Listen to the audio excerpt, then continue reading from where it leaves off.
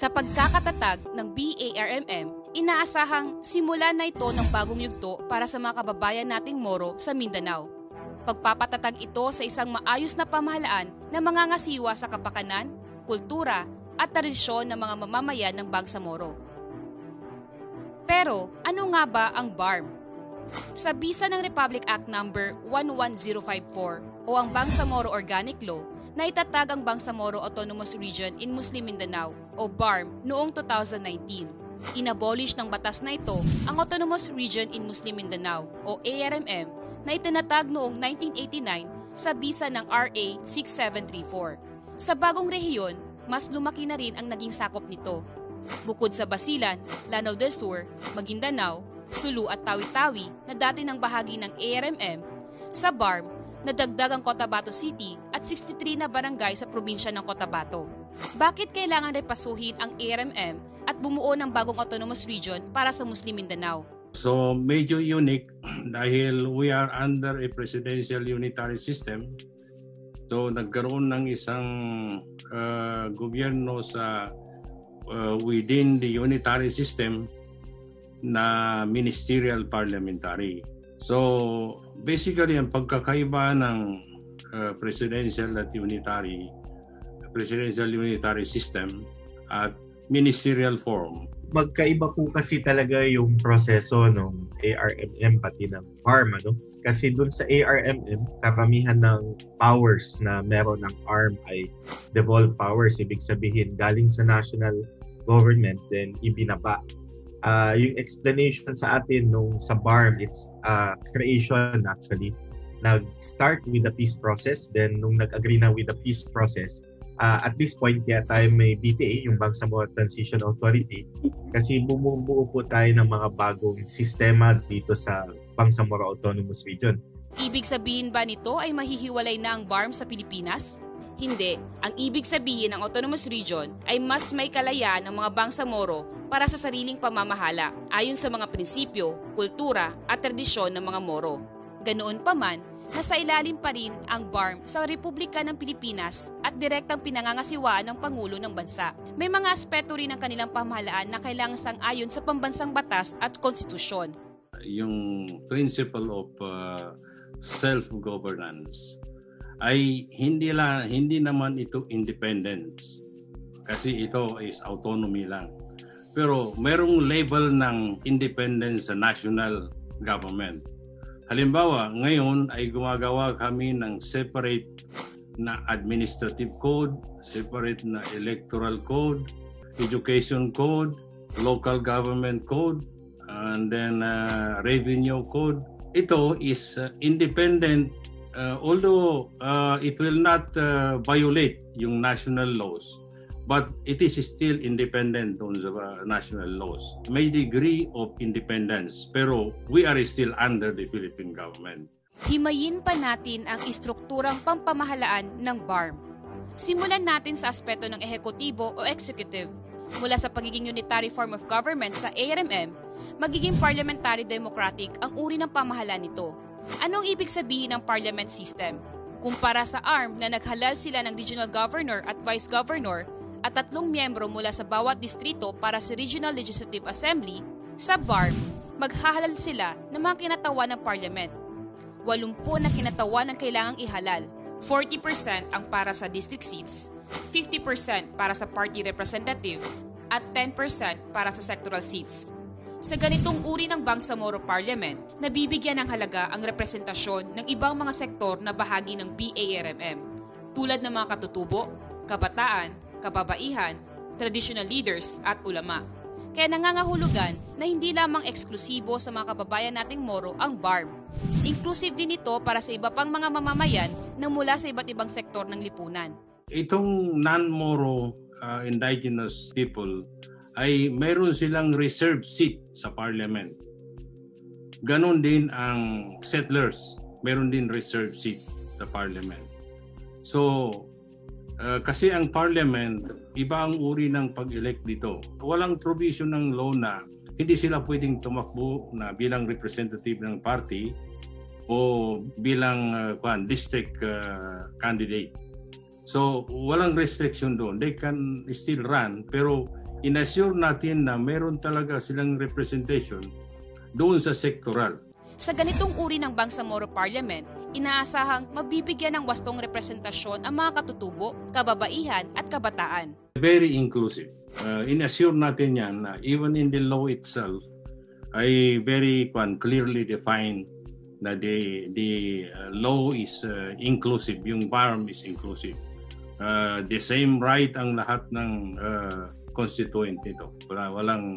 Walang pagkakaiba. Pagsusulong din ito ng pantay na pagtingin sa kanilang mga gawi, interes at adhikain, pagpapatatag ng politikal nilang istruktura at gender equality. Pero, sino ba ang magluluklok sa magiging Chief Minister at Deputy Minister ng BARM? Hindi mga botante ang maghahalal sa mga posisyong ito.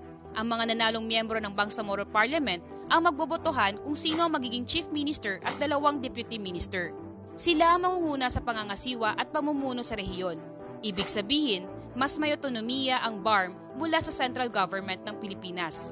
Ganoon pa man, may kapangyarihan pa rin ang Pangulo sa rehiyong ito. Kasi kung titingnan ninyo, yung Bangsamoro, mayroon tayong pagkakaiba. Kasi yung kultura namin, magkakaiba, yung historical background namin, yung kuwan namin as Muslim, karamihan, majority, medyo may pagkakaiba. Kung titingnan nyo yung una, ang talagang aspiration namin is magkaroon ng independent na Bangsamoro nation. Pumayag tayo, nag-compromise tayo na as long as there will be a level of independence na we can determine our future.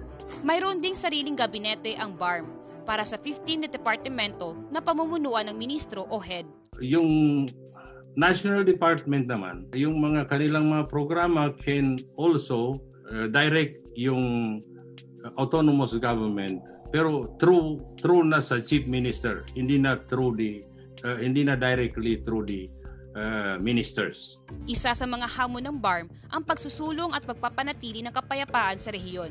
Ilang dekada nang naiipit ang mga mamamayan sa armed conflicts. Kaya naman, patuloy na isinusulong ang mga normalization project sa ilalim ng Comprehensive Agreement on the Bangsamoro. Bahagi nito ang paghihikayat sa mga dating Moro Islamic Liberation Front combatant na maging bahagi ng bagong lipunan sa ilalim ng BARM. Sa pagsuko ng kanilang armas, tutulungan sila ng pamahalaan sa aspeto ng sustainable livelihood. At ang mga dating kampo ng grupo, inaasahang magiging mapayapang komunidad. Magkakaroon din ba ng sariling police and armed forces ang BARM? Hindi magkakaroon ng sariling ahensya para sa pulis at sundalo ang BARM. Mananatili ito sa kontrol ng pangkalahatang pamahalaan ng Pilipinas na PNP at AFP. Magkakaroon ng Regional Police Office at Regional Command of the Armed Forces of the Philippines sa BARM. Magtatatag din ng coordination protocols sa pagitan ng central government at Bangsamoro para sa usapin ng mga military operations sa rehiyon. Aside from that, yun nga, i-address natin yung mga private armies, pagpatayo ng strong security forces sa region. Ang unang ini-envision natin ngayon ay patayo yung Joint Peace and Order Teams. Ito po ay component ng PNP at saka Armed Forces of the Philippines at saka MILF combatant. Dati, nagpo-propose ang regional government officials ng ARM sa Kongreso para mabigyan sila ng pondo. Ngayon, ang pondo ay manggagaling sa annual block grant. Hindi na kailangan mag-propose ang BARM ng pondo taon-taon. May automatic allotment na sila na maihahalin tulad sa IRA o Internal Revenue Allotment ng mga local government unit. Katumbas ito ng 5% ng pambansang kabuuang nakolektang tax ng BIR at Customs. Ang Parliament ay kailangan magpasa ng taunang appropriations law na magtatakda kung saan ilalaan at gagastusin ang pondo. Pagdating sa buwis sa rehiyon, ang 30% ay mapupunta sa Bangsamoro at ang 70% sa local government. Para mabantayan ang pondo, nagtatag ng Internal Bangsamoro Commission on Audit, pero may kakayahan pa rin na siyasatin ng National COA ang paggastos ng rehiyon. Punta naman tayo sa legislative. Maghahalal ang mga mamamayan ng Bangsamoro na magiging miyembro ng BRMM Parliament. Yan muna yung kailangan matapos, yung 6 na priority codes. Nabanggit ko kanina, meron ng administrative code, nasa pipeline na yung electoral code, at saka yung local government code, at saka yung education code. Meron civil service code at revenue code. So, priority ito na may pasa ng dapat sana kailangan within the transition ay may pasa ito. Para naman sa judiciary, hindi magkakaroon ng sariling justice system ang Bangsamoro. Pero mahahati ito sa tatlong legal system. Ito ang Sharia High Court, Tribal Justice System at Local Court. Ang Sharia High Court ay may jurisdiction lamang para sa mga Muslim. Hindi nito sakop ang mga kaso sa labas ng batas ng Muslim. Sa pagkakaroon ng ganitong legal na korte para sa Muslim, binibigyang halaga ang mga batas, prinsipyo at paniniwalang Islam. Sunod ang Tribal Justice System o ang Traditional Court ay para naman sa mga indigenous people o katutubong bahagi ng Bangsamoro. At mananatili pa rin ang mga local court kung saan pangangasiwaan ang mga saklaw ng pambansang batas ng Pilipinas. Ito ay mananatili sa pamamahala ng Supreme Court. Part of the moral governance is meron talagang ma-implement natin yung justice system. Talagang meron justice sa bawat grupo.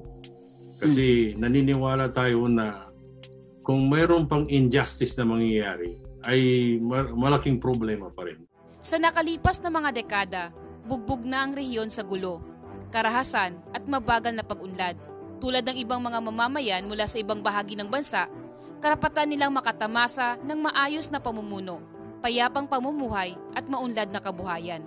It is moral governance, meaning the standard is more on the moral values. So yun ang pinopromote natin, yung moral values. Kasi ang tingin natin, mas mataas kaysa yung purely na good governance. Pero yung tinatawag na moral governance, basically ina-advocate natin what is right, and we condemn what is wrong. So, yun ang moral governance. Ako si Manal Sugadol para sa GMA News.